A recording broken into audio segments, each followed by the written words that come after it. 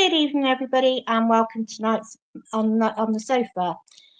We are a bit earlier tonight, so I'm imagining a lot of people will do this on catch up. So, as you know, we record them all every time, so they are on our YouTube channel. Sorry, I cut the words out. So tonight we have the pleasure of having Nick Summerbee with us. So he'll be on shortly. Just bring Vic on to do some bits of news. Hi, Chris. How are you? I'm good. How are you?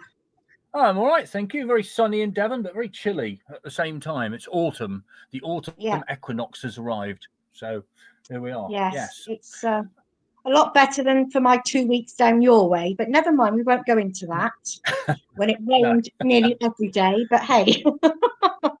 Well, you're in Cornwall. What do you expect? Exactly.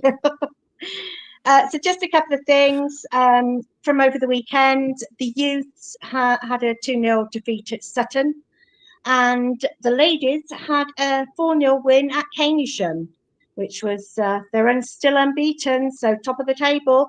So that was I've got Leggett, 2 for Annie, Colston, and I can't read the other one.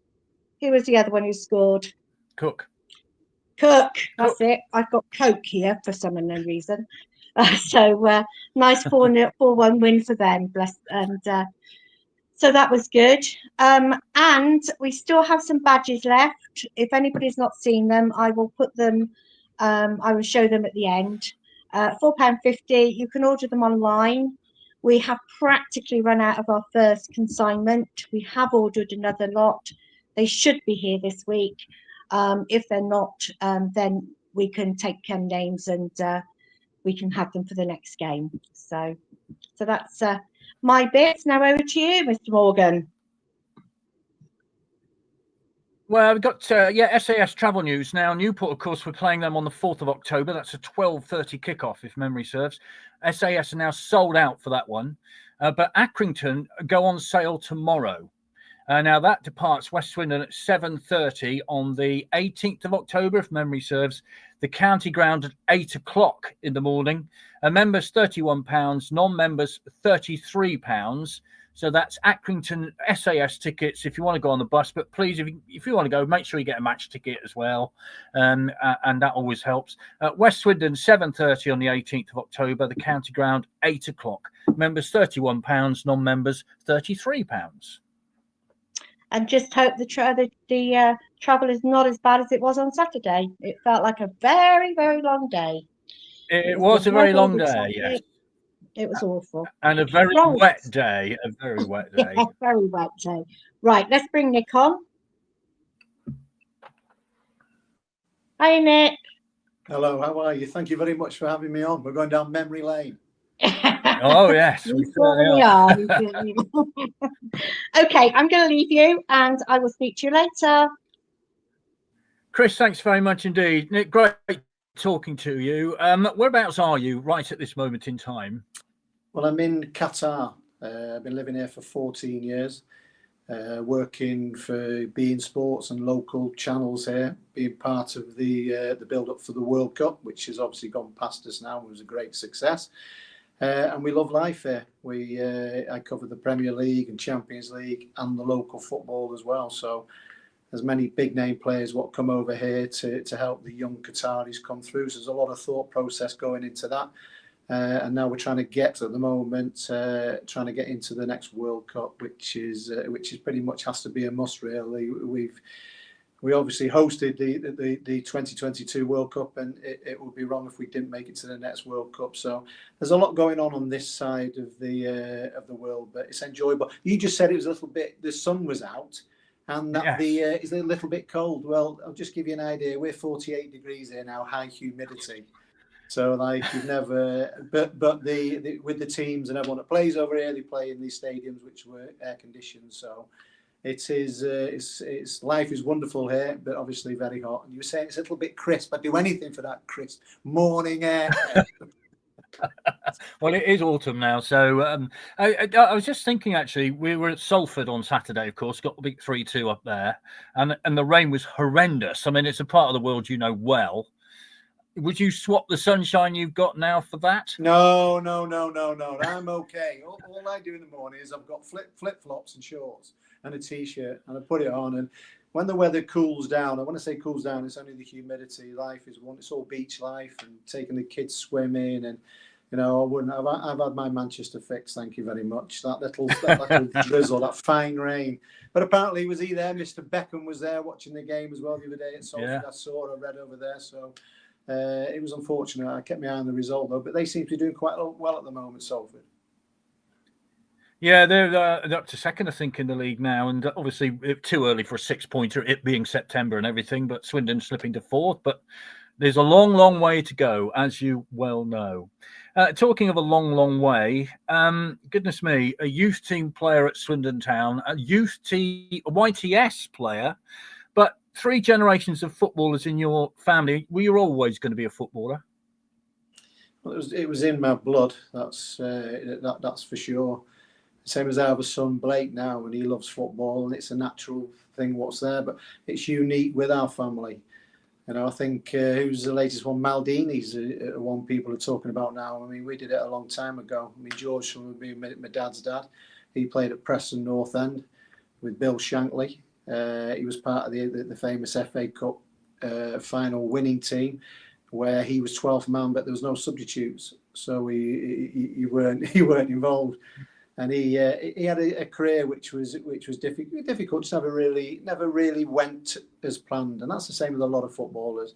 With Dad, it did go as planned, and he was successful. And sometimes you get a little bit of luck, and things happen along the way, and it works out for you. Obviously, you need ability as well, but he went into management and everything, George, and he loved the game, but it never really gave him much back, if you understand what I mean.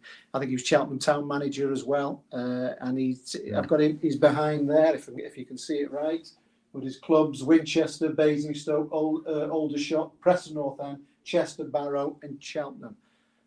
So he started it all off, and obviously Dad, as we all know about now, he's ambassador of Manchester City, who they look after him incredibly, and he enjoys life there. And he's still got his stories. He has his stories when he was back at Swindon, when he was a grave digger, when he was with Ernie Hunt, working for the corporation. And you look at the world of football now and the money what's involved with it. They never got paid in the summer, so they had to work for the corporation. And their stories are, that's what he loves. That was it when they were in digs together, and they had to try and get a few quid in the summer. You got your star striker there for Ernie Hunt, pair of them grave diggers, and then they're running out and playing at the county ground and trying to get the 3 points. So football's changed a lot. I mean, I was fortunate enough; I made a career out of it. But I wouldn't take the start of my career away from anything. I had a wonderful time at Swindon. Some great managers. Getting the opportunity, and then eventually having that dream where we went and played in the Premier League, and I was lucky enough to have a good season and then get my moves from there. So I look back at Swindon very fondly, and I still keep in contact with a lot of the players. All my pals are like Fitzroy, Simpson, Oggy. Oggy. Me and Oggy were together, and it could have gone one way with Oggy where he played, and I didn't. Yeah. But when we go into it, I'll tell you an interesting story about how my career went in. If this particular thing didn't happen, I probably wouldn't have gone on and played where I did. Yeah, and I think you had trials for a couple of clubs, didn't you? 3 clubs: Man United, Leicester City, and Norwich.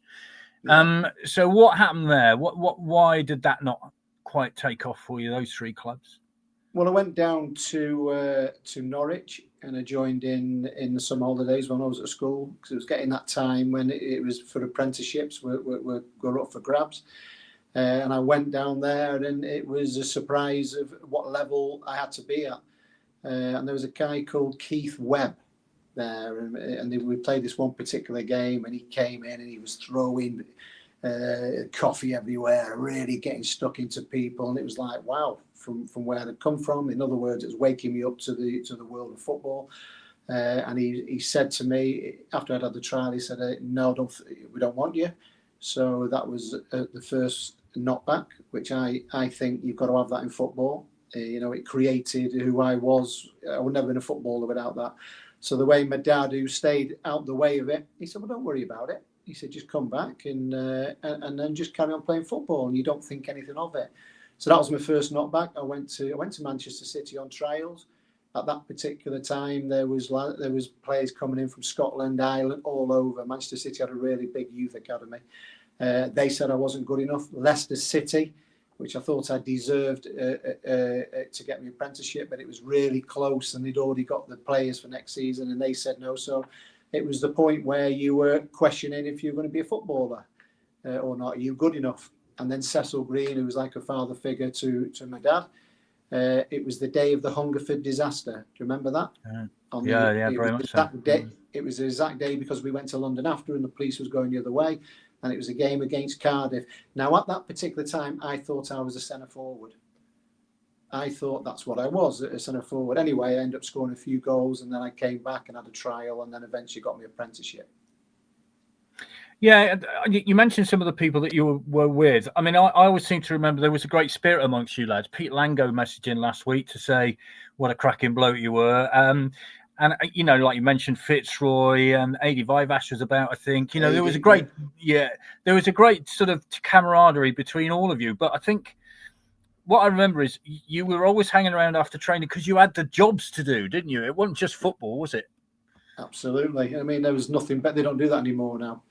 And they need it as well. I think it's what we would do is sweep the grounds, obviously in the dressing room as well. You have to. It gives you a feel when the adrenaline of games and things are going well, things aren't going well, and you're sweeping up around. Sometimes they're having a bit of a fight. Sometimes they cheer. It gives you a real taste of it, and then you're cleaning everything up, and you want to be them. You want to be in that spot there, you know. And this gives you the encouragement, the drive. We'd also go and do the divots on the pitch occasionally, and then you would feel the atmosphere of the middle of the pitch, what it actually feels like. And all this is all part of your learning curve, all part of where you absorb and you have to become stronger for it. Also, as well, because when I came in, the likes of Fitzroy, AD, Belly, all these guys, they would come to if they're getting a professional contract, and it's a case of basically you're in the away dressing room, they get the call. 10 minutes after, you've either got a contract or you haven't. So it's the harsh reality of you could be let go or you could be kind of living your dream. So all this along the way is learning. When we were playing in the youth league, it wasn't I think it was the South East Counties. And then we had the combination. Yeah, South East Counties. You were playing with the likes of Shearer. You were playing against all the London teams, and these guys were big, and you had to. The only way what they do is that nowadays they protect these players, so they never play against an older player. When you do play against an older player, you understand. That's why if I was at a big club now, I would go down the divisions and understand my trade, because when someone kicks you, you understand the strength you've got to be. So this was all the learning curve. The leagues were fantastic, and when we eventually made it to the reserve league, that's when you went and played at the stadiums. You went to Highbury, you went to Tottenham, and wow, you know what experience that was. Yeah, we've often lamented on this very programme, actually, about the lack of a football combination anymore, because, you know, a lot of academy players now go straight from academy into men's football, and they don't have that bridge, do they, between the two? Oh, we've lost Nick for a minute, or have you lost me? I'm not really sure which one we've lost, but somebody's gone. I've just got this photograph in front of me, which has been sent to me by Chris, of that Swindon Town youth team, actually. And I'm just looking at some very familiar faces on it. So we'll try and get Nick back as soon as we possibly can, or it might be me. I don't know. One of us is missing. Just to remind you, of course, that we'll be back with a Monday night panel next Monday evening at 7. That's when we'll be back next Monday. We're talking to Nicky Summerbee at the minute. Are you back, Nick? Can you hear me? Yes, we can. Yeah, loud and clear. Are you back? Can you hear me? Yeah, can do. Yes, very much so. All good. No, he's gone again now. So, yeah, we'll be back with a Monday night panel next Monday on our regular time at 7 o'clock. Chris is here as well. Are we having technical difficulties? Yeah, I'm back on. Can you hear me now? Yeah, I can do. Clear as a bell. Yeah. No, I've lost you there. Do you want me to call you back? Yes. Okay. If you want to log out and log in again, we'll do. Yeah.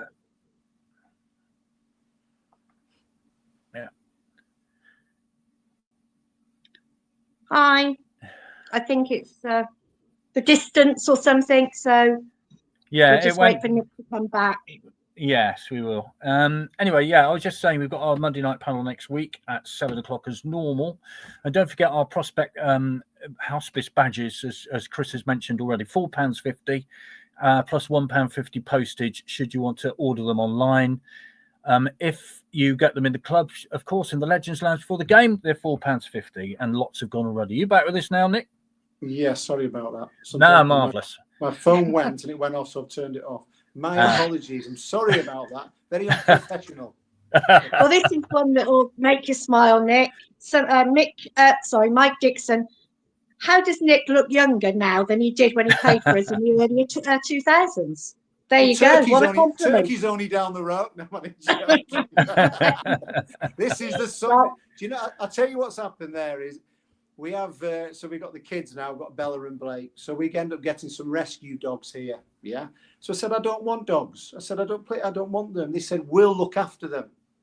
Well, you need what I'm going to say now. They didn't, and these dogs are like the biggest things you've ever seen. So for me, every morning, I get up 5 o'clock every morning, and I walk these dogs. So it's turned out to be a blessing. It's called walking the dogs in 110 degrees. Brilliant. Very good. Well, all right, thanks, Chris. Good to have you back again, Nick. You talk about sunshine. I've had to draw the curtain because it's so bright here today. Oh, so just to rub it in. So we're talking about the teammates that you had. Do you keep in touch with them still? I've not for quite some. Well, maybe Fitzroy last year, and then obviously Paul Hunt is who I speak to, who I've kept in contact with as well. I mean, I missed. There was all the ex-players came together in one of the theatres in town, and I couldn't make it, but I got the photos sent back of all the lads and that. I'd love to have gone, but I just couldn't make it at all. So yeah, I tried to keep in contact, but everyone's getting on with life, aren't they? And when I live over here and they're over there, we all think the world of each other, and we just pick off exactly where we left off. But we've got things to do, and we're just getting on with what we're doing. Absolutely. I don't know if you've had that photograph sent through to you. Chris has sent it through to me of your ex-teammates, so there's a bit of memories for you to have a look at. Some memories coming in from Kev. This is from Kev. Cracking bloke. First met him when he was staying at Diggs in Hathaway Road in Swindon. Oh, Hathaway Road, yeah. Absolutely, yeah. It's where it all started off there, Hathaway Road. It was brilliant, yeah. I remember it all. I remember when we lived just behind the stadium where all the young lads stayed in the digs there, and then I moved out there. I lived with Alan McLaughlin, God rest his soul as well, to where that tragic news was awful. So I lived with Alan, and that's when not only do you come away from being in the club digs, then you get your freedom. Then you start going out and you start thinking you're Jack the Lad and you start playing. And it's all these young players that get a lot of stick now. It's very difficult once you get on that. You think you're wonderful, you get a good result, and it's all, you're all on the journey, aren't you? But great times, absolutely. All that Hathaway Road, of course I do. I'll tell you what, I've nearly set that kitchen on fire a few times, by the way, with my cooking.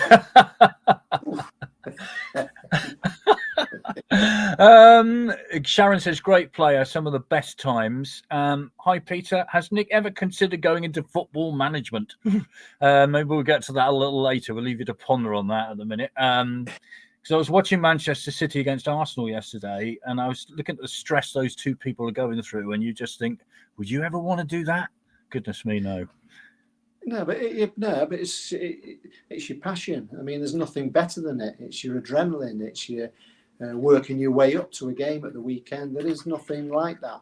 If that's the route you want to go, I didn't want to go that way. I mean, I work at this being sports, and it takes all the feed and goes around the world. So for me, I get my adrenaline out of that, as I want to get the words out right. I want to say my point of view right. And I enjoy that, but coaching it's a long process, and it's a lot more technical now than what it used to be. It's not a case of going on the football pitch and training the players. It's so much in depth at the moment. I was speaking to a friend of mine who's very high up in the Dutch Federation, and he's worked everywhere. When there's kids now at 12, 13 years old, they look into every part of their gene, of their body, their lifestyle, their families. and they project what they should be in a couple of years from that. They project. I mean, there's all, as you know, people mature differently. And it's data, and I don't know if I don't like that. I think to the naked eye and what you can see, the old-fashioned way, I think there's still room in the game for that, but it's very deep now. When I spoke to Nicky Butt, who used to play at Manchester United, I saw him in the summer, and he wrote an article which I thought was really interesting, because he's won everything, been very successful, but he can't get a job because he doesn't know how to go for a job interview. He's not very good at it. He doesn't know how to set the scenario up. In other words, he doesn't talk like a lot of these coaches talk now, who walk into jobs, who talk a lot but have not really got the know-how. So with Nicky Butt, you've got the know-how of what he's got in his brain and what he's done as a footballer, but nobody will take the chance with him.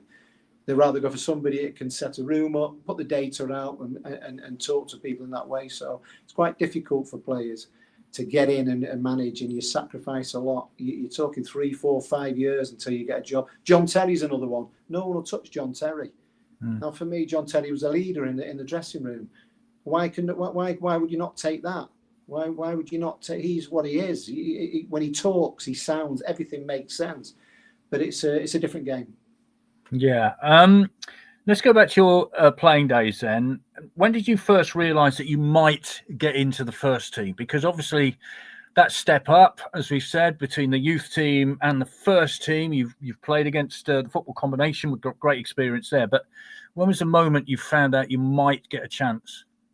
Well, I'll tell you what happened, the full story. I've struggled from obviously being away from home and life, and how difficult it looked like it was going to be.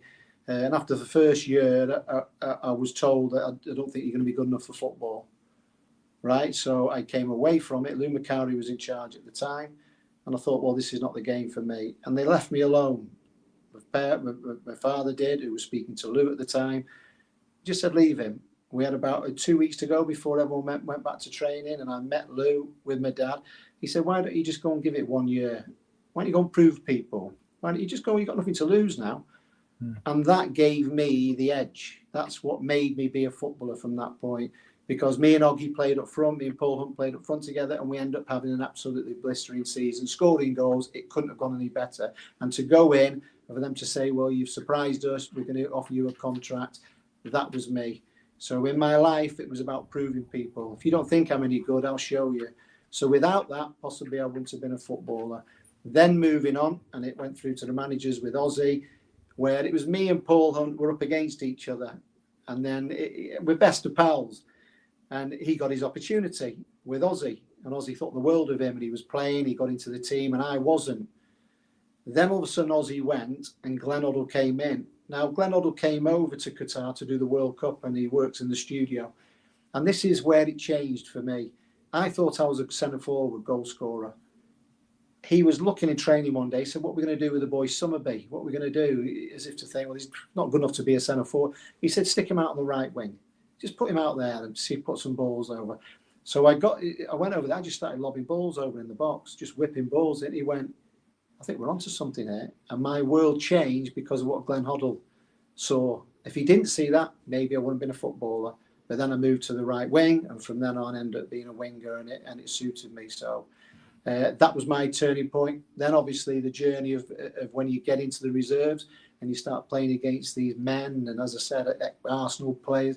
We were coming through, we were playing the likes of Andy Cole, who was trying to make his way as well at Arsenal. Players who were injured and coming back, and then it took you a little bit of time till you adapted, till you understood what it needed there. But the reserve league was a fantastic grounder because you understood what it was to play against these. A lot of these were top flight footballers, so you learned very quickly.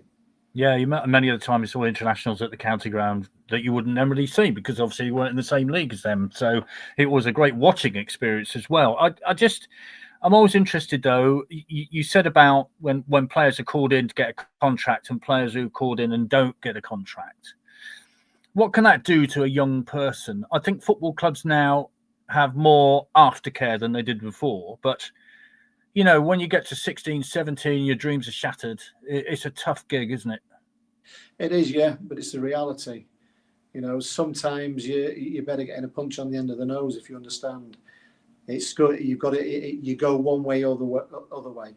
You either go under, or if not, you think, well, I'll tell you what, I'm going to make it somewhere else, and you prove it. For me, when I made it, Manchester City said no. They ended up buying me for 1.5 million. Gaza was 2 at the time. I'll give you a bit of an idea. I went back to Norwich and played against them. Another one to see the guy Keith Webb, and all this is fueling you up. So I think every footballer's got to have that. I think you've got to have a knockback. It's never going to be plain sailing, because when you're playing, you're not always fit, or you get dropped, and you need to be mentally strong. So you need a bit of that, but it hurts at the time, and you question it. But then you've got to toughen yourself up. And if you want to be a footballer and you really believe you're going to be a footballer, eventually it'll happen for you, and that's it. For me, if there's no way I'd have gone all the way through and been a footballer, because it wouldn't have given me the minerals, wouldn't have given me that fight. So them saying I'm not good enough, right, hang on a minute, I need to do something if I'm going to be a footballer, and it gives you that fire in the belly. And for me, that was what made me be a footballer. Because all the way through my career, it's difficult when you have a father who's as famous as what Dad is. And it was difficult going to Manchester City because Dad's a legend there. But I still wouldn't have changed it. I was a Manchester lad. I wanted to play in Manchester derbies. But it's there because it's the comparison, you see. Probably when I went to Sunderland is where I played my best football after that, because it was Stadium I liked and I was away from it. But it's all the learning curves all the way through. It's a long journey to get there. And these young kids now, it's so difficult. I would never go to a big club and start my career off there. I never would do it, because you'd have no chance of getting through to the team. You've got to. You probably, if you can get an apprenticeship there where you learn technically, and you've got to get out on loan. You've got to go and play in the leagues. You've got to understand what the game's all about. So for me, there was no better start for my career. Would never take anything away from what Swindon gave me. Everything about it. You think about those managers. Lou had his style. Which is the running around, doing a lot of road running, and he thought just being fit. Then Ozzy came in to have the World Cup winner Ozzy to be in and playing, to be around that, to have Glenn coming in, and Glenn playing as well. There's another story with Glenn. I was playing in the reserves once, so I'm playing as a wing back, and he's playing as a sweeper, and he keeps like spraying the ball out to the left hand side, half volley in it, left foot, right foot, the way he could pass it. And he's not passing to me, so I said, hey, I said, give me the ball. What are you doing? He said, don't just look at me, make a run. So I thought, you flash, gave him the ball. I just ran, just set off. I'm not joking. This thing just came like that. Like that. Hey, I think I fell over it. I thought, ooh, better keep my mouth shut. And it's learning with all these. You don't get a better education than that. And John Gorman as well, and all this sort of stuff. So brilliant. Yeah, people talk about Route 1 football, but I always think with Glenn Hoddle, he played Route 1 football of a different planet, didn't he? It was just incredible, 60-yard passes that nobody else would even think about.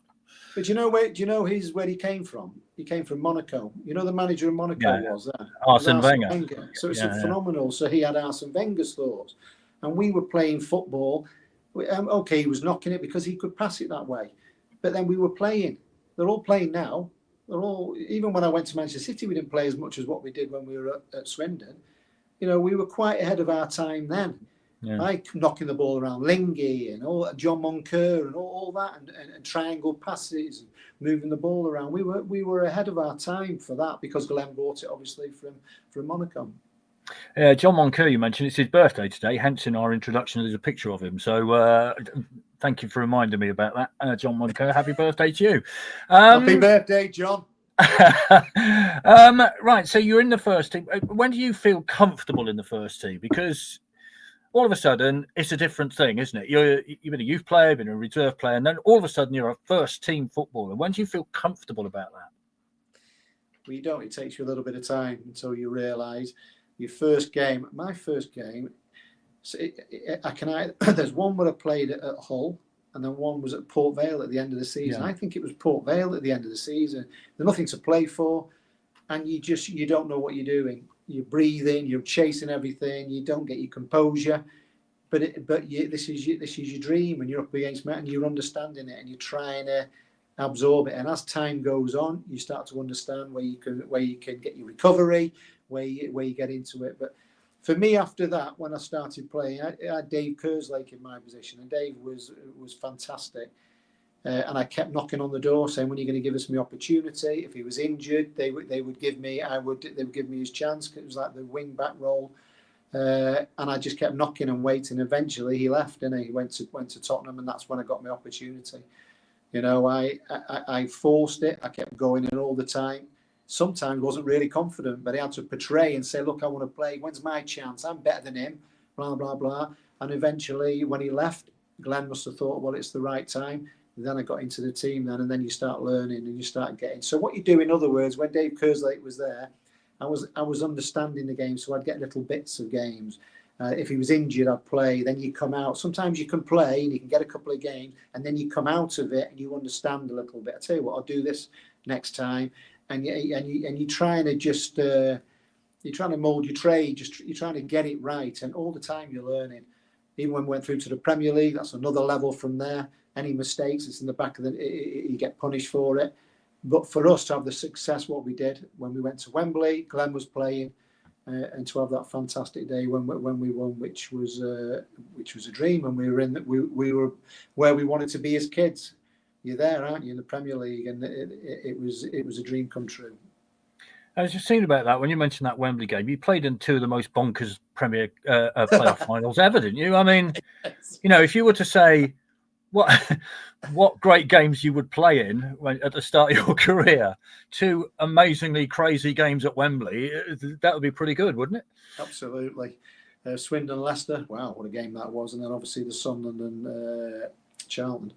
But you know what, is we went in as favourites with Sunderland and we relaxed, and we thought we were quite a few points away from Charlton, and we relaxed, and we couldn't get into the game. We just didn't give any respect. We just thought we had to turn up. And maybe that was a situation as well with Leicester, because we got in the back door, didn't we, through the playoffs, and that gave us some momentum. I think you look at Sunderland last year as well, who got up to the Premier League. They sneaked in there. It seems to go with the advantage of the team what just gets in there at the end. And I sampled what it was like going away with champagne and going off having a great time and partying. And then we went to the one with Sunderland, where we went to the hotel where the band was coming out. They were getting loaded up in the back of the van. All the champagne was getting loaded up. It was off. There was no party, and we were going back. So once again, football is, out of all your career, it's, you know, there's not, when I say not many highs, you know, not many people are really successful. It's difficult. It's all the everyday life of being a professional footballer. But when you have those special moments, that's when they really mean everything. Yeah, I think people always run away with the idea that professional footballers have got cupboards full of medals, but they haven't, have they? I mean, it's a very rare thing to win one, isn't it? Absolutely. Well, I tell you what, I watched a cracker the other day with the Roy Keane and Carragher, when they all sit round and have a cup of coffee, and Ian Rice there. Well, they had Duncan Ferguson. And he said, "You have any regrets?" And I think Roy Keane was talking about when they didn't win a game, a cup or something. He said, "Can I just tell you, this is Duncan Ferguson." He said, "We were scraping around for the bits. We were real footballers. You know, if we won at a Saturday, that was heaven for us. So right for you lot who've won European trophy, you're just a small percentage of players. The rest of us are fighting. We're all in the mix. We're all trying to get something." He said, "I remember one game when I scored 2 goals at Old Trafford, and it keeps me up at night time now that I didn't get an hat-trick. And they're worrying about not winning a European Cup, not winning the treble." And it's different, you see. Everyone wants to be successful, don't they? Of course. What do you remember about that season that you went up via the playoffs then? Because if I remember rightly, Glenn was playing fabulous football. You know, that final comes along. You're 3-0 up and coasting. And then all of a sudden, in 15 minutes, the world turns on its head, doesn't it? It's just madness. What was going through your head? Well, my friends are right at the side of where the dugouts are. So I'm young and you're a little bit crazy, and you've 1-0, 2-0, and you look at them, you're giving it the Paul Merson. You're one of those, "Yeah, we go, we cracked it, come on. 3-0, it's done, we've done it, we're there, we're enjoying it." Then when it just turns quickly in that second half and it's 3-3, my bottle gone. Bottle is gone totally, like that. From having it, from all of a sudden thinking you've made it, to get yourself going again and thinking this is turning into a disaster. It just turned totally on its head. And We usually get that when we have 2-0 in the world of football and the opposing team come back into it. But from 3, you think you're comfortable. We just could not. And the momentum turned very quickly. But then we had our man, Chalky White. It was a penalty, wasn't it? Obviously it was, it's yeah. a penalty. Well done, David Ellery. That's all I can say. Definite pen. Absolutely. And then Paul Bowden. Wow, it's getting the job done. So what emotions there. You couldn't have it from having it to all of a sudden the dream has gone and I've bottled it, and we're all trying to find a solution, to all of a sudden it just turning around, getting Chalky on, and then Paul Bowden getting us there. So yeah, what a day. Slept well, by the way. Can I tell you? For about the next week was obviously party, and then after that it was a good sleep, and before you know it, you're running out of the Premier League, and that's when you got to wake up. People often talk about the trip back to Swindon, don't they, with the motorway bridges and things like that. Oh, it's unbelievable. And we all got on the top of the bus, and the people all on the motorway going down, and it just stopped in it, and all the way through. And I saw a photograph of it. Have you seen the bus, by the way? The bus is like the oldest bus you've ever seen. I mean, it really dropped like that. We're not that old, are we? I saw it the other week. It's one of those double deckers, ones when you used to get on Grange Hill at the back. I went, wow, that is old, that. Oh yeah, wow! It was. I think I know the bus was when we did the tour. Oh, and the old tour, yeah. When we came in on our bus there, obviously. But wow, that was the time to party. It was, for Swindon Town there to make it to the Premier League, it was a huge achievement. And of course, the previous 1990 experience as well, which you will know about when they got to Wembley and were demoted. It made it a better experience, I guess, in a way, didn't it? Wouldn't take away that, but it did make it a better experience. Yeah, it did. Yeah, I mean, it was difficult for the players, because you imagine going through that. I mean, Alan McLaughlin scoring against Sunderland. Yeah. Once again, going into the game, I don't think there were favourites there. They had Gabardini and everyone, but to have that taken away from you, and for the club to go through a really difficult time, I was involved with all that. I was on the bench, but I was never going to play or be substitute. But to have a feel for it and to be involved with the celebrations. John Gittins as well, another one as well, who's passing all these Shearer, all the lads, Chalky and all that, to go through that and not to actually play in the Premier League. For Swindon to bounce back and to get into the Premier League in quite a short period, considering what happened to the club, is a big achievement, really. But you feel sorry for the guys, because they never got that opportunity, did they, to go and play for Swindon in the Premier League like we did.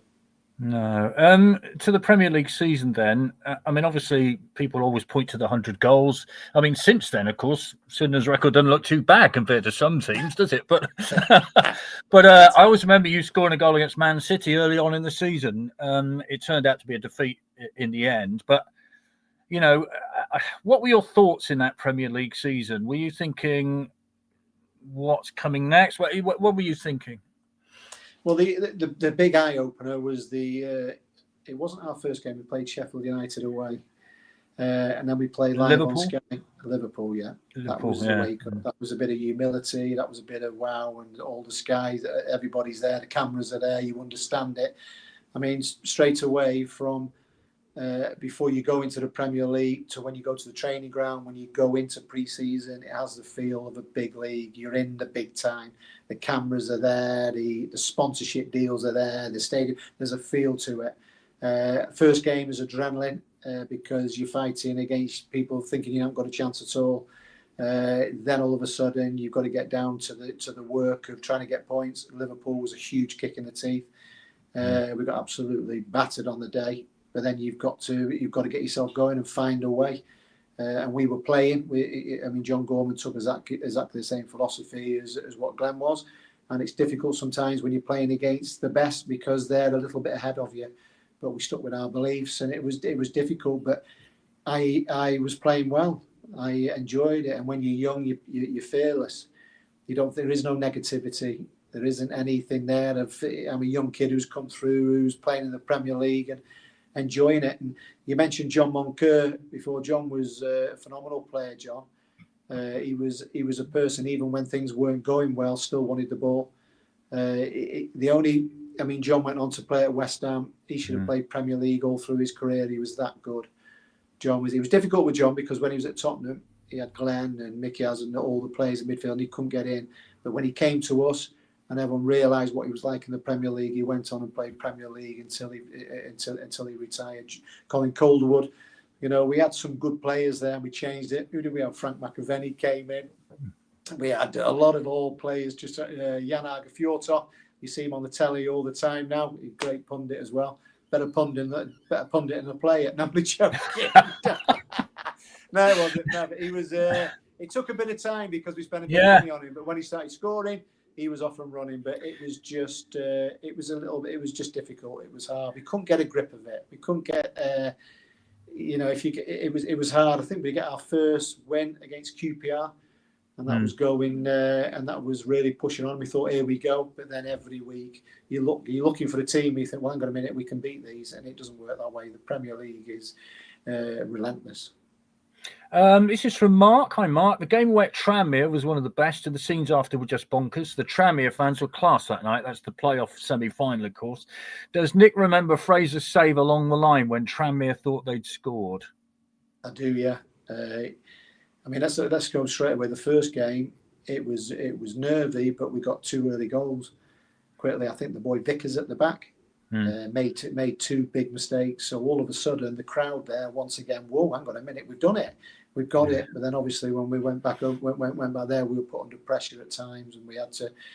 For me, Fraser was a phenomenal goalkeeper, and the saves what he made and kept us in many games is I do remember it. We were right under it at a certain point, but both those games there, they were not just the final.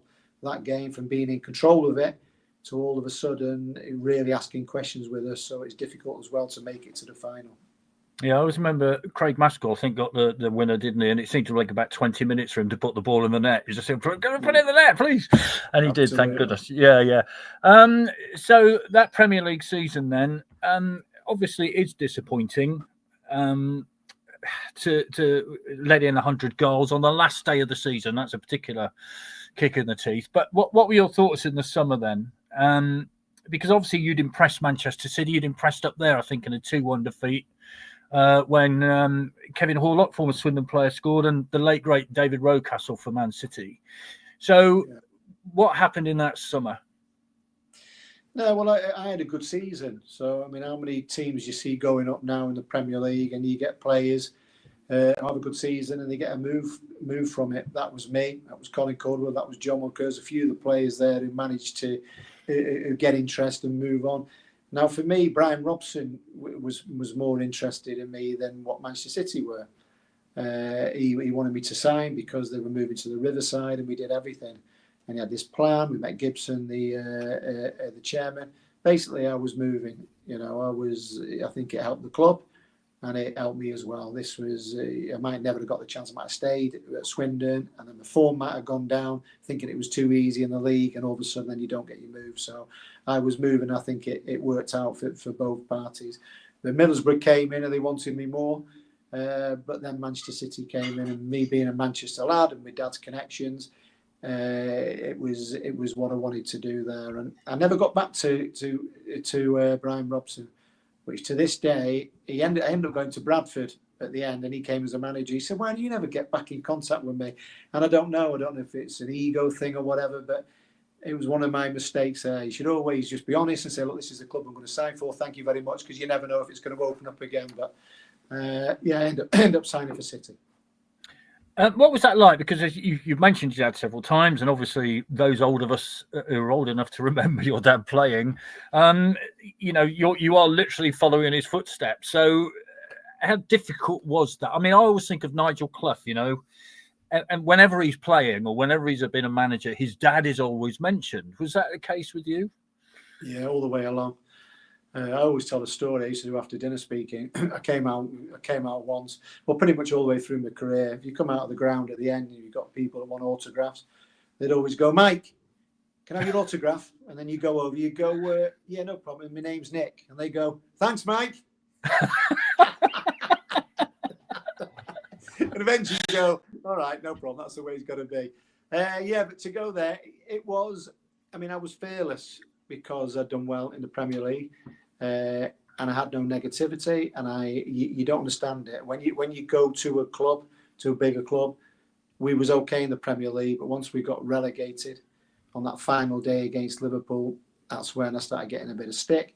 Because the way I looked, you see, I always wore the biggest pair of shorts. I always looked, you think, he's not working hard, him. And it wasn't that case at all. That was my style. That was what I was all about. But then I started, the crowd really went at me, you know, and it was a difficult period because Manchester City at that time thought they was as good as Manchester United.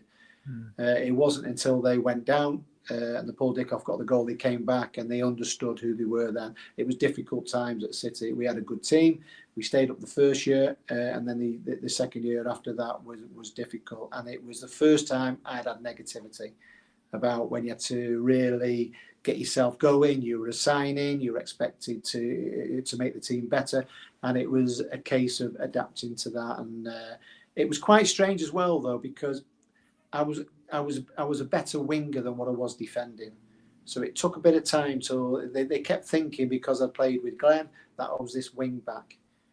Now, I played against Giggs on many occasions and I was no good at defending, really. But if I was going forward, it took a bit of time until the coaches realised he's better being a right winger, because he's not the best at defending, he's good at putting a cross in the box. And that's when I went to Sunderland. It worked out because we had Kevin Phillips and now Quinn. And I was away from Dad, away from it. It was a fresh start. They moved into the stadium I like. And that's where I played my best football. And it was under Peter Reid as well. It just worked out. They wanted wingers, not coming past the halfway line. We'll get you the ball, get the ball into the box. And I played with Quinny at City. I mean, you could hit Quinny the size of him. And all you got to do is just bang it up in the air. And they say great cross. I mean, he's 6'6". And then it worked out with Kevin Phillips as well. Kevin Phillips was 400 grand. From Watford, he ended up being a golden boot. So I mean, what a signing that was. Yeah, City. Would I do it again if I had the opportunity? Yeah, I would. Yeah, I would. And I wouldn't. That's what I wanted. I wanted to be part of that Manchester situation. We played some great players there as well. Gary Flitcroft, Rosler, my pal Georgie Kinclatzy. Remember Georgie when he came? Georgie was brilliant. But it just never quite. Keith Kerr, we had a really good team. Niall as well there. It just didn't work out. It would have maybe stayed up that final game of the season. Maybe something would have happened the following season, but it didn't. You played with the Georgian president there as well, didn't you? Oh, that's quite interesting. That. Have you been to Georgia yet? No. I fully recommend anybody. Now, the only place what goes direct is Luton Airport. Now, me and Georgie have been pals ever since we played. So we got in contact. He came on holiday here last year with his wife and kids. So we went to Georgia. If you get the chance, it is stunning, by the way. It's like got a European feel to it. But then you can go up into the mountains if you like your skiing. They have these dumplings there called kincalis, right? You've never seen anything. It's like a huge, big dumpling. Do you want me to show you? Oh, can't go to my phone. But they're like a huge dumpling there, yeah? And what it is there, you bite it, and inside it's got soup, and you sip the soup, and then inside's got meat, you put pepper on it. And do you know what it is? It's a wine region. It's the first country, forget about all your Spains and all this, 3,000 years ago or 8,000 years, something like that. And they were the first people to do wine. And the wine and the food is amazing. Do a trip there. You'll love it. It's cheap as well. Fantastic. And obviously, there was Georgie. There was a couple of Georgians came over, and obviously now one of them is a president. He's the top man. He's the man. I went over last time to see him, but he'd gone out, so he'd gone away for the 2 days we were there. So I'm going to catch up with him next time. So to everybody, get yourself to Tbilisi and have a long weekend. You will love it, and the vino is tremendous. And they've got another thing called cha-cha, which is like you have that after your meals and all that, and the meat and forget about football. I was going to say. Food. The last 2 minutes was brought to you by the Georgian Tourist Board. Thank you very much. I've got a question. Trevor Byron Jones says, Buzzer works for me. Now, Buzzer, again, I think your dad's nickname was Buzzer, wasn't it? So you inherited that. So do you know where that comes from? It's just B, isn't it? Summerbee. It's supposed to buzz around. Simple as that. I'll tell you what, now he's not from Oxford or Cambridge. He's asked that question, has he? Summerbee, B, Buzzer, we'll call him Buzzer. There you go then. Simple as that. That's done that. I was either called Buzzer or Big Nose. Anyone who wanted to call me, that was it there. But I was chatting to Dad the other day. He's a cracker. I mean, you try and put it in the context of today's game. So he said when he played at Manchester United, all the Man United fans used to say, where do you get that nose from? Your big nose, such and such and all that. He said, so what I used to do at the Stretford end, before taking a corner, I used to blow my nose on the corner flag. Hey, Oh, do dear. that now. Oh, goodness me. You'd probably get a red card, wouldn't you? Now then, obviously Sunderland is a great place to play football if things are going right. I mean, what is the atmosphere like at the Stadium of Light? I mean, it always seems to me that it's one of the Roker Park was fabulous, wonderful atmosphere there. What's it like in front of a Sunderland crowd when it's going well? It's a special place. The North East is a special place. Hence the reason why they all came from there. Your Cloughs, your Paisley, all your players have come through the pass there. And I'll give you an idea. When we went up there was a reserve team game on a Tuesday night, and they played Liverpool. And I think Fowler and McManaman were coming back from being injured, so they opened all the doors to let everybody in. There was 27,000 people there. It's phenomenal. It's phenomenal, and you don't understand it. So I didn't understand the Newcastle, the Geordies, and the Mackhams. But when you go up there, it all goes back from the docking days, and there's a real hatred there between the pair of them. And when you're fortunate enough, my first derby there, we won at St James's Park when Ruud Gullit was manager, when he kept Shearer and Ferguson on the bench, and we won up there. And it's a special place. But for me, they moved into the Stadium of Light, and everything went really well for me. It was we missed out obviously with the playoffs through Charlton, but then we came back and got the highest points, which Reading went and beat after that. We just blew it away the second season, and then we went to the Premier League and we got the point. We played Chelsea first game of the season at Stamford Bridge, got beat 5-0. Poirier, Zola, we thought, here we go again. It's another Swindon one. And then we played Watford and we got the points, and we were really successful. Finished about 7th in the league on 2 consecutive, one after the other. So the place was bouncing. You'll see it now when you see it in the Premier League. On the every game is huge. They live for football. It used to be mining. A lot of the mines are closed now, and this is their life. It's football. I think there's a Netflix thing about Sunderland, and it tells you really what it's all about. So I enjoyed it, and from being at City with my father and his name and all this type of stuff, to going up to Sunderland was the move. It was a match made in heaven for me, and they understood me. And I was successful, and I played as an out-and-out winger. But when I went up with Swindon and played in the Premier League, I was fearless then. Then when I was at Manchester City, we did the first year in the Premier League. Then you question yourself because it evolves and it gets difficult. So when I went down, I thought, am I good enough when I go back to the Premier League? So being in the right team, I had to really check myself and think, am I good enough? Because it was evolving. All the big names were coming into the Premier League, so I had to be really on it. And it went well for me. So you're always questioning yourself. It's so difficult in the Premier League. These teams, what come up now, apart from this season, you've got to say, Sunderland are doing really well. Burnley are doing really well. Leeds as well. But it is so difficult, and you can find yourself questioning yourself, and you can't not have any confidence. So when I went back, it was a big question mark for me, and I was happy to know that with my experience, and I matured a little bit, I managed to put it all together. We forgot to say that you're a world record holder, or you were a world record holder, weren't you? Do you know what happened there? Hardest shot in football. Do you know what happened there? Yeah, it's crazy. But we had when the old Shoot and Match magazines. Yeah. Sorry, my dogs are barking. They'll stop in a minute. Don't worry about Salukis. They are. These are the ones that try and keep me fit every morning. So they had the Shoot magazine, and they had literally a speed camera, what you would catch the cars from, and they stood behind the goal, and you had to hit it, and it wouldn't pick it up. You had to hit it directly on it. And they went around everywhere. It was Roy Castle and Cheryl, whatever it used to be in Bucks Fizz. So they said you'd won, and you have to go to the BBC studios. So I went down there, and there was Fashion who was there, Burrows, me and him, and they did it in the studio. And then said it was all like, because it was all acting. It was like, then I did it. Went, yeah, you've done it. 87 miles an hour, we've got a record break. And then they were like, we'll see you next week on Record Breakers. We're all going, do you know what? I've tried everywhere to get the video, can't get it. Don't know. I don't know if I dreamt. I think I dreamt it. Oh dear. Right, Nick, you had a hand in. This is another comment from Mark. He had a hand in 2 of the goals at Wembley in the playoff final versus Leicester. Class crosses as always. How good was Sean Taylor that particular season, as was many of the players? But I think he got 14 from centre back. Bowden got 16. Now I've seen Sean Taylor quite a lot lately because he lives in Devon, of course, and my goodness me, he looks as fit as a butcher's dog now. So some player, eh? That's what we used to call him, meat. He used to have this thing. Honestly, he used to head everything. If you threw it up in the air, he just head it. But the thing is, when he tried to speak to you, because he wore a gum shield, you couldn't understand. He was all spitting and all that. Like, you couldn't argue back. You're all right, sure, no problem. But he was him with Colin alongside each other. You know, if they wanted to mix it, then all of a sudden they've got the players to mix it there. And Sean was tough but fair, and he was.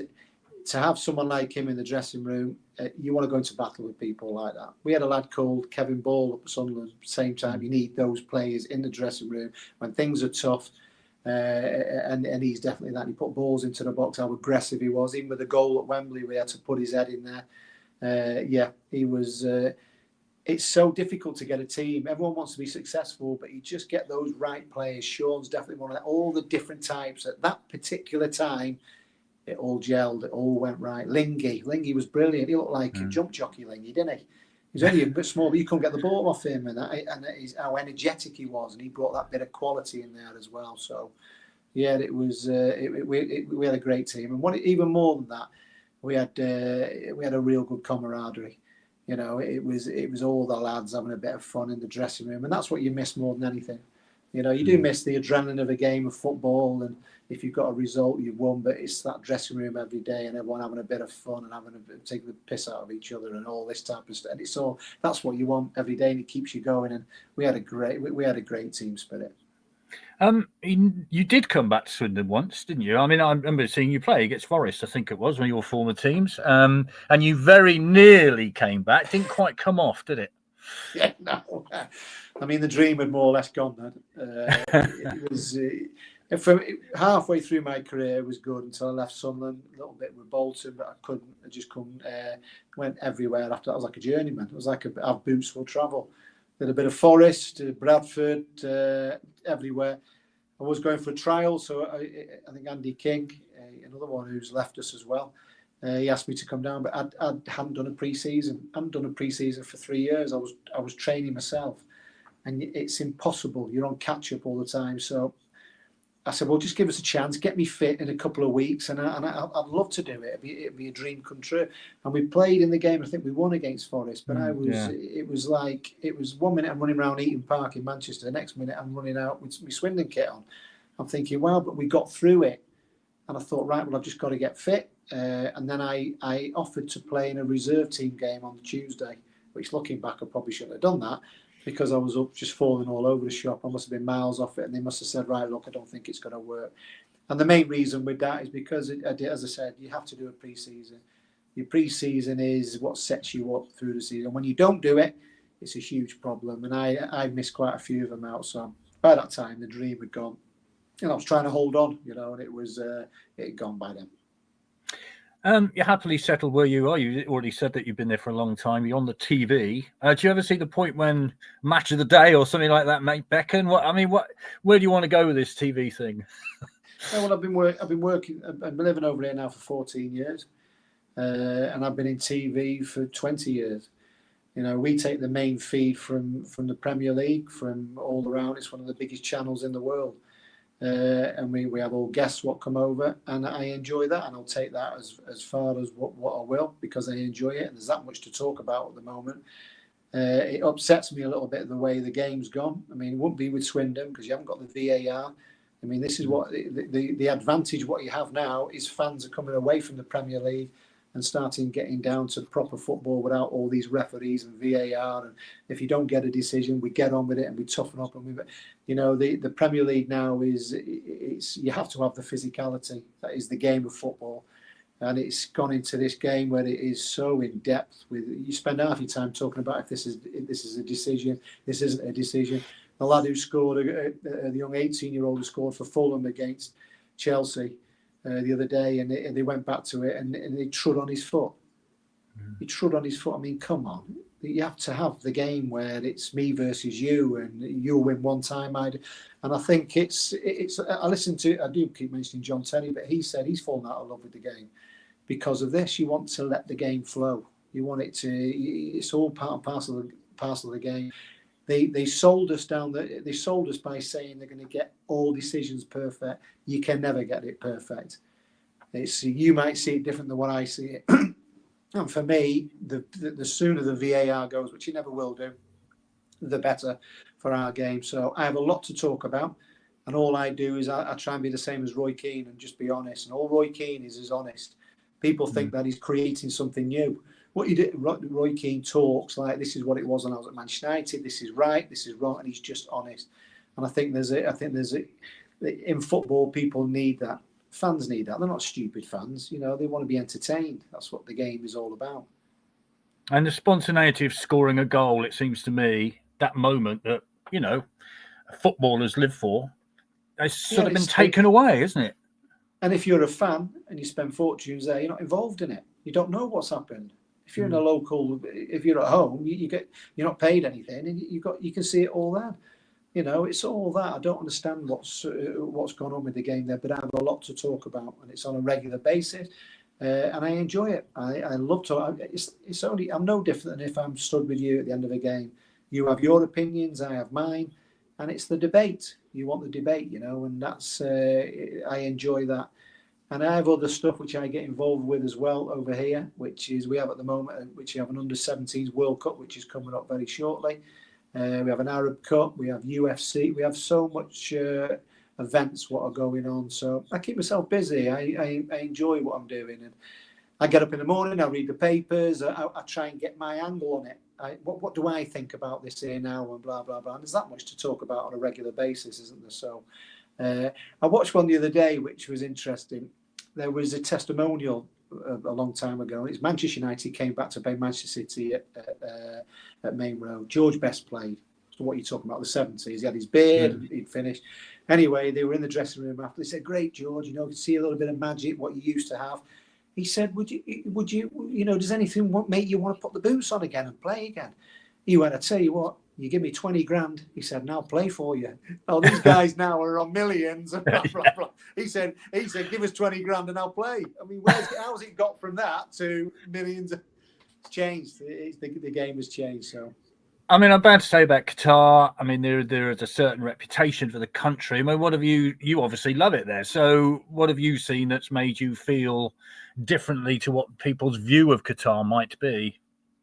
No, but that's you know, that was all the media going up to the World Cup, and they knocked it for a long time. But when fans came over here and they saw the hospitality and they saw what the country is all about, they were shocked. You see them on YouTube where they were invited into Qataris people's houses, and it's stories, and they were saying we weren't told that. So you have to be careful what you're reading. You know, you get put down this certain avenue, and it's not that. We live here 14 years. It's an unbelievable country. And they say about this save Labour. I have a Nepalese gardener who's part of his family of Gurkhas, and I say to him, "Are you happy?" He said, "We get more money here than what we would get where we live." But it can't be done like what it is in England. The world doesn't go round like that in England. England's got its own problems as well as we see. You know, everyone's doing the right thing. Qatar, they took a lot of criticism, but they blew it out of the water, and that was good. That was fantastic to see. We had all the journalists coming over, all trying to get angles on it. Watch a game of football. That's what it's all about. You're not getting involved in politics. Watch the game, the beautiful game, and it goes around the world. And that's what it was, and that's what came through. And to see Messi win it at the end, and to see all the hard work which went into it was, and to be a part of it was, yes. I thought, well done. You took a lot there, but it didn't affect anybody. When you come away from England, I mean, England is home, but there's a big world out there, you know. And you look at it sometimes, and you can see it differently when you come away from it, and you can try and understand it. Well, when you're back in England, at some point, come and see us at the county ground, won't you? Because I think you get a warm welcome when you come back. I'd love to. I have fond memories. You know, my career would never have happened without Swindon, without all the stories I've told you. And you sometimes when you're laying in bed, or can I say when I'm at the beach or by the pool, you know, and I think, and that's what we do now. We have memories. We have wonderful memories. And sometimes things will come up, and you go, "Oh, we have a great time doing that." And that was the wonder of it. And the best part of it is, I mean, I've just been watching videos of Ricky Hatton, who's a very incredibly sad story with Ricky. And at the end of his video, he said, "I just love to go back when we had no money, and it was him and Billy Graham, and you're thinking, can we win? I'm going to win the world title one day. Same, me and Oggy and Adi and Fitz, all wondering, all trying to make our way, having a bit of fun. We had one once where John Trollope, where we used to have the baths, the big iron baths there. So once we had to clean them, and he had this acid spray. So he came in and he went, look, all the lads, this is acid spray here now. Don't start messing about, blah, blah. We said, okay. As soon as he walked out, it's one of them in it. Everyone just spraying at each other. I'm just doing stupid stuff and just having a bit of fun there. We went to Cheltenham races once, and we had the old driver. We had Dave Bennett there who loved the horses. I didn't know much about horses, but we went down there, Swindon Town youth team bus. And anyway, whoever picked us up, I forget who the guy was who picked us up, but I tell you what, it must have been the drive of death when we took him back. Everyone's on top, we're all jumping all over it. And we just had a wonderful time. Memories, you see, you can't take them away. Yeah, you mentioned John Trollope. They've recently unveiled a statue to him at the Community Foundation, which you might have seen a picture of at the beginning. And what a man! I mean, you think of legends in football, don't you? And an extraordinary career, not only as a footballer but as a coach, as a manager, goodness knows, he's done everything, hasn't he? I mean, what did he have any influence on you? Yeah, he did. When I went back, he was tough, and he knew what the standards were, and he drove you to them. You know, this was the way it was. He was very strong with discipline, which I am now. I think you have to have that. And it was a shock at the start, and we probably clashed on many occasions. But he's obviously going to win because he's the man and the know-how. But he's one of the reasons why I eventually became a footballer, because this was the standards the way it was. You know, and he pushed me. He helped all the players. I mean, you look at them all there. Adi went on had a career. Oggy did. Fitzy as well. Fitz played in the World Of course, Cup. he went to Man City, didn't he? He went to Man City, yeah. and you look at all these players that got. It's about getting a career out of football, and all that batch of players definitely did that. So that's all down to John Trollope. He was tough, and I think you've got to be, because it's a tough world. It's hard football, and it's difficult. So you have to get that grounding in. I think a lot of these players now get wrapped in cotton wool, and they don't know what to do when the pressure's on, or when they lose form. You need to show character, you know, and that's what it was. John Trollope definitely put that in. And obviously, when Lou Macari, with his styles, what he had, if it was near Christmas, he used to get the weights out, put the weights on our neck, and we'd run around the county ground, like the racing round. And it was all the running and the powerful, all this sort of stuff, medicine balls, and he had his style. And then the other managers what came in as well. So, you know, you take bits out of your journey and try and put them all together. Well, Nick, it's been an absolute pleasure catching up with you, and you know, well done on your career now, because you know, it sounds as though you're having a fabulous time. Well, what usually happens is when you go on holiday, I get a lot of texts come through, and all of a sudden I will just flash up on your screen. I'll be there and I go, what's he doing there? I have all my pals saying I'm having a great holiday, and all of a sudden I turn around and you're on the screen there in the background. I get so many people. So whatever random country you are, you'll be watching a game, and there I'll be, just watching over you, making sure you're behaving on your holiday. Brilliant. Thank you very much indeed, Nick, for your time. We could go on for another hour, but you've got other things to do. So fabulous. Thank you very much. Thank you. Any time as well. I really enjoyed it, and I look out and I wish Swindon all the very best as well. Hopefully get them back in that Premier League one day. Why not? You know, anything can happen. Everything takes its time. You know, Exactly. You just you build. You look at everything what's going on with the club. I've seen everything in the background and everything. It's good. So you never know. You got to keep living the dream, haven't you? And hopefully one day it happens. We'd be delighted to get out of League Two first. That would be our first aim. Don't worry about that. Always go big, dream big. We did. You got to go. We're going to get in that Premier League. You never know, do you? Brilliant stuff. Thank you very much indeed, Mr. Summerbee. It's been an absolute pleasure. Thank you. Take care. All the best. Yeah. Absolutely fantastic. So thanks very much, Nick. Just to show the viewers, that's our Prospect Foundation badge, and they will be available online or in the Legends Lounge on Saturday at the home game if we get a new consignment in. I think I've got 10 left, but hopefully the new batch will be here by then. So Nick, thanks so much for spending the time with us. It's been fabulous, lovely memories and things. It's been absolutely great.